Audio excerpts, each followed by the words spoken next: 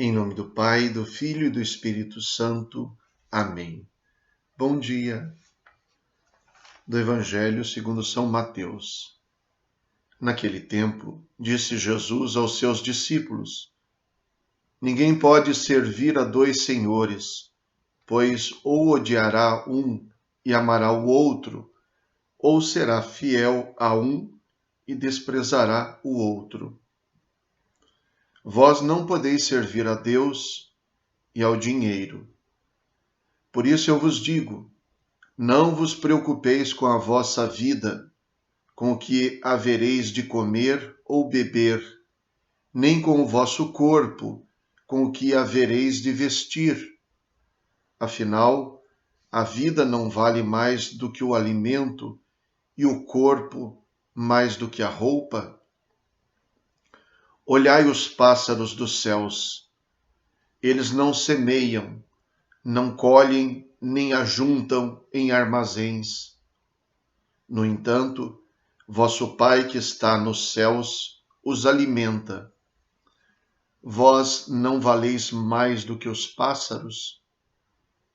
Quem de vós pode prolongar a duração da própria vida só pelo fato de se preocupar com isso? E por que ficais preocupados com a roupa? Olhai como crescem os lírios do campo. Eles não trabalham nem fiam. Porém, eu vos digo, nem o rei Salomão, em toda a sua glória, jamais se vestiu como um deles. Ora, se Deus veste assim a erva do campo, que hoje existe e amanhã é queimada no forno, não fará ele muito mais por vós, gente de pouca fé? Portanto, não vos preocupeis dizendo: o que vamos comer? O que vamos beber? Como vamos nos vestir? Os pagãos é que procuram essas coisas. Vosso Pai, que está nos céus, sabe que precisais de tudo isso.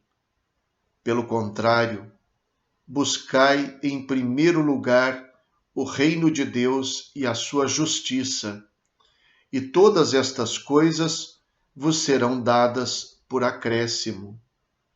Portanto, não vos preocupeis com o dia de amanhã, pois o dia de amanhã terá suas preocupações. Para cada dia bastam seus próprios problemas. Palavra da salvação. Glória a vós, Senhor. Esse é um dos textos que, para mim, soa não propriamente como uma palavra, mas como uma música.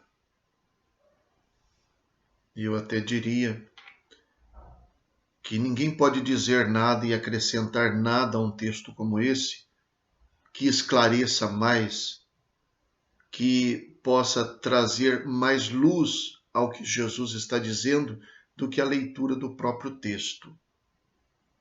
Talvez a gente devesse ter esse texto na nossa cabeça e no nosso coração, para que a gente pudesse, em cada momento da nossa vida, verificar o quanto a gente está dando ouvido a essas palavras de Jesus ou não. Palavras de sabedoria. Muito mais do que palavras religiosas, são palavras existenciais. São palavras que poderiam atingir cada pessoa, cada ser humano. E a atitude religiosa onde vem? Jesus faz uma comparação com os pagãos. Os pagãos também são religiosos, mas a religião deles é uma religião de superstição, de idolatria, porque é politeísta. Os pagãos atiram para todo lado. Sabe aquela pessoa que quando fala de religião aceita qualquer coisa? Tudo vale, tudo é bom, atira para todo lado e na verdade não tem uma fé definida. Jesus fala de uma atitude muito bem definida, embasada em alguma coisa que verdadeiramente se crê. Ainda que ele chame os seus ouvintes de homens de pouca fé, mas mesmo assim ele diz: vós não valeis mais do que os pássaros, do que os lírios do campo? Então, a atitude religiosa é existencial. É exatamente por crer que eu sou filho de um Deus que cuida de mim, é que eu não me preocupo. Não me preocupo. E é claro que a palavra precisa ser entendida no contexto que Jesus aqui apresenta. Ele começa o evangelho dizendo que não se pode servir a dois senhores. Não é possível ter dois deuses. Se eu tiver dois deuses, nenhum deles é Deus. Se eu tiver dois deuses, é porque, na verdade, eu quero ter dois servos. Eu quero que tanto um quanto o outro me sirva na hora que interessar. E se um não servir, eu quero que o outro sirva. Ter um só Senhor. Só é possível ter um Senhor. Então, Jesus começa dizendo que não se pode ter dois senhores. Não se pode servir a dois senhores. E identifica esses senhores como sendo Deus e o dinheiro. Na verdade, o dinheiro é a expressão mais concreta do que Jesus quer dizer. Qualquer coisa que não seja Deus pode ser encaixada neste dinheiro, porque o dinheiro não é um valor em si mesmo. Ninguém guarda dinheiro para ter bastante dinheiro. Ninguém põe num quadro uma nota, a não ser que seja um colecionador, claro, mas nesse caso ele coleciona a cédula, não é o dinheiro. O valor ele não quer colecionar. O valor serve para transformar em bens ou em serviços. O dinheiro é colocado no lugar de Deus porque ele representa um provedor. Que provedor? Aquele que, quando a pessoa tem, ela acredita que não precisa de nada.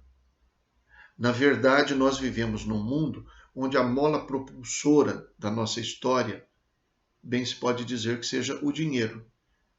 Em última análise, até poderíamos dizer que é o poder, porque o dinheiro é que traz o poder. Mas ele traz. Então, ele é um instrumento, ele serve a isso. A pessoa tendo dinheiro, é claro que ela também fica doente, mas ela tendo dinheiro, ela pode pagar um médico. Todos ficam doentes, mas a diferença é que quem não tem dinheiro talvez morra da doença porque não tem como tratar. Quem não tem dinheiro passa vontade. Quem tem dinheiro não passa vontade, realiza. Então, na nossa história, o dinheiro funciona assim. Tanto é verdade que não é propriamente o dinheiro, a moeda, que hoje em dia existe até a moeda virtual. Então, no fundo, é o valor, o que o dinheiro representa. Se eu penso que tendo dinheiro eu resolvo a minha vida, para que eu vou precisar de Deus? Lá no fundo, no fundo. Eu só vou me lembrar de Deus quando eu chegar em alguma coisa na minha vida que o dinheiro não pode comprar. Então, daí na hora em que, mesmo tendo dinheiro, mesmo pagando o médico, isso ainda não for suficiente, aí sim, aí eu corro atrás de Deus, porque aí eu encontrei um limite para o meu poder, para o meu dinheiro. Então é apenas como representação que Jesus fala de Deus e do dinheiro, como se fosse uma oposição. E nem é para dizer que o dinheiro não presta, que o dinheiro não sirva. Qualquer um poderia nos acusar, então, dizer assim, não, vocês religiosos dizem que o dinheiro não é bom, isso e tudo, mas vocês recebem o dízimo, vocês pedem ajuda na comunidade. Sim, claro.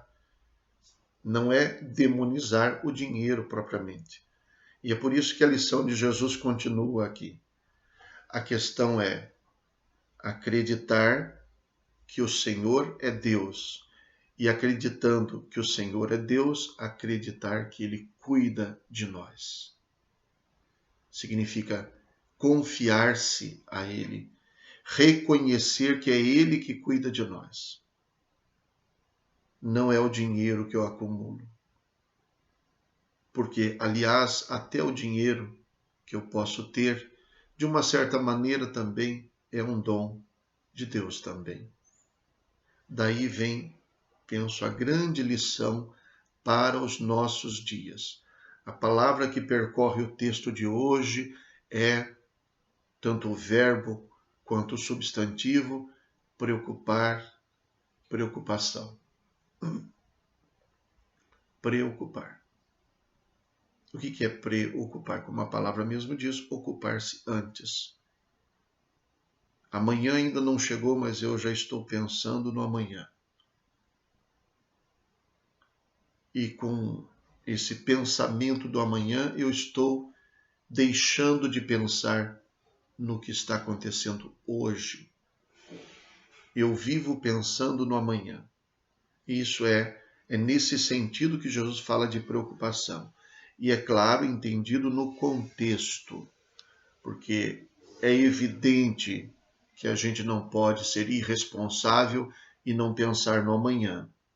É evidente que vivendo hoje, eu também me preparo quanto possível para o amanhã, para não ser surpreendido, o quanto possível. Mas isso dentro de um limite, dentro de um nível que não me tire do presente, que não me faça pensar que o amanhã depende de mim. Que se eu não me ocupar hoje, não me preparar hoje, amanhã as coisas não dão certo, porque tudo depende de mim. Este é o problema. Que traz, no final, uma certa arrogância de pensar que eu cheguei até aqui, que eu tenho o que eu tenho, que eu sou quem sou, tudo por força minha. E não percebo que se não tivesse tido a graça, o dom de ter nascido, de ter tido saúde desde o começo, de ter tido um bom berço, uma boa casa, uma boa educação, eu seria outra pessoa. Então vejam como é que a gente rouba o lugar de Deus, toma o lugar de Deus. E como nós não somos onipotentes, nos valemos daquilo que nos traz poder, que nos traz uma certa segurança, o dinheiro. Não deixar que o dinheiro seja o nosso Senhor. A igreja pode receber recursos para fazer o que precisa, porque para construir, por exemplo, não adianta só palavras bonitas, é preciso comprar o material. Para comprar o material precisa de dinheiro, é claro. Mas é ter a ciência de que não é o dinheiro que constrói a igreja. Aliás, não é nem o prédio que constrói, que faz existir a igreja. O reino de Deus não é comida, não é bebida, não é matéria. Aquilo lá serve. É útil. É bom porque é útil. Mas o reino de Deus, ele cresce nas pessoas, no coração das pessoas. Então, as preocupações desmedidas, eu usaria esta palavra, este adjetivo, as preocupações desmedidas, fora do normal, fora do limite. Preocupar-se demais a ponto de desocupar-se do hoje, do momento presente. Ocupar-se com o imaginário e desocupar-se da realidade. Este é o problema. E então Jesus mostra que na criação tudo está nas mãos de Deus. As aves dos céus, os lírios do campo, as montanhas, o sol, os astros, as estrelas, as pessoas, tudo está nas mãos de Deus. Realizar a nossa parte na nossa história pessoal, sabendo que a nossa história está inserida na criação, está inserida no desígnio divino. Embora tenhamos liberdade, mas a nossa liberdade está dentro do contexto da nossa existência. Poderíamos refletir muito mais sobre isso, porque vivemos num tempo em que o ritmo de vida das pessoas faz com que elas vivam cada vez mais no depois e cada vez menos no agora. Vivemos um tempo em que, apesar das pessoas estarem em casa, às vezes até possivelmente numa vida tranquila, dentro delas não estão tranquilas, estão agitadas, estão ansiosas, estão preocupadas em excesso, estão achando que tudo está nas costas delas, que elas têm que resolver tudo. E pensam na realidade do amanhã com os recursos de hoje, assim como julgam o passado com os critérios de hoje também. Mas eu não sou capaz de pensar que amanhã eu terei outros problemas, mas que eu terei outros auxílios. Que Deus vai me dar as condições para resolver os problemas de amanhã. Eu vou resolver, mas eu não sei o que eu terei amanhã. Assim como consegui chegar até hoje, porque Deus não me abandonou. Vivemos num tempo em que isso aqui está virando doença. E as pessoas são vítimas, naturalmente, não são culpadas, são vítimas de uma cultura que vai cada vez mais nos transformando em máquinas. Ou, melhor ainda, mas de acordo com o nosso tempo, em aplicativos. O aplicativo faz isso e nós passamos a fazer também em programas. Somos programados para fazer as coisas. E quando as coisas saem quando alguma coisa não funciona, isso parece a falência da nossa vida e não é. Porque o ser humano foi dotado por Deus de uma capacidade que nenhum outro ser foi dotado. Então a palavra do Evangelho de hoje, eu repito e termino com isso, é uma verdadeira melodia. Uma verdadeira melodia que a gente devia aprender a cantar. Rezemos. Ó Deus, força daqueles que esperam em vós, sede favorável ao nosso apelo, e como nada podemos em nossa fraqueza, dai-nos sempre o socorro da vossa graça, para que possamos querer e agir conforme vossa vontade, seguindo os vossos mandamentos. Por nosso Senhor Jesus Cristo, vosso Filho, na unidade do Espírito Santo. Amém. O Senhor esteja convosco, Ele está no meio de nós. Abençoe-vos Deus Todo-Poderoso, Pai, Filho e Espírito Santo. Amém. Bom dia, fiquem com Deus.